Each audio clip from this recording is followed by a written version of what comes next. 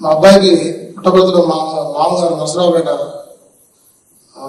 నాసరం సత్యనారాయణ గారి ద్వారా స్వామివారి దర్శనం కోసం వెళ్ళి ఆ రోజు లక్షాభ్యాసం చేయించుకున్నాం. ఆ తర్వాత ఇంతవరకు ఎప్పుడు వెళ్ళలేదు. పోయిన సంవత్సరం ఈ సంవత్సరం 2024 జనవరిలో సర్వీస్కి వెళ్ళి వచ్చాము.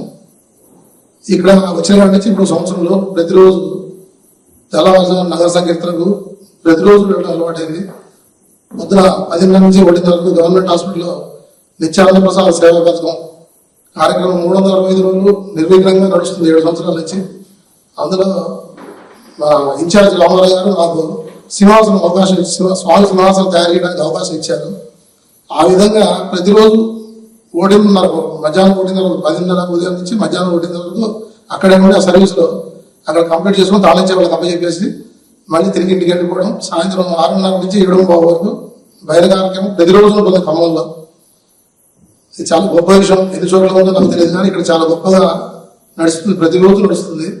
ఈ అవకాశం స్వామి వారు ఇచ్చారు, ఆ విధంగా నడిచిపోతుంది.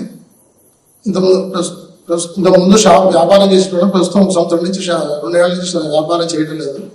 ఈ అవకాశం స్వామి ఇవ్వబట్టి అన్ని మర్చిపోయి ఈ విధంగా నడిచిపోతుంది.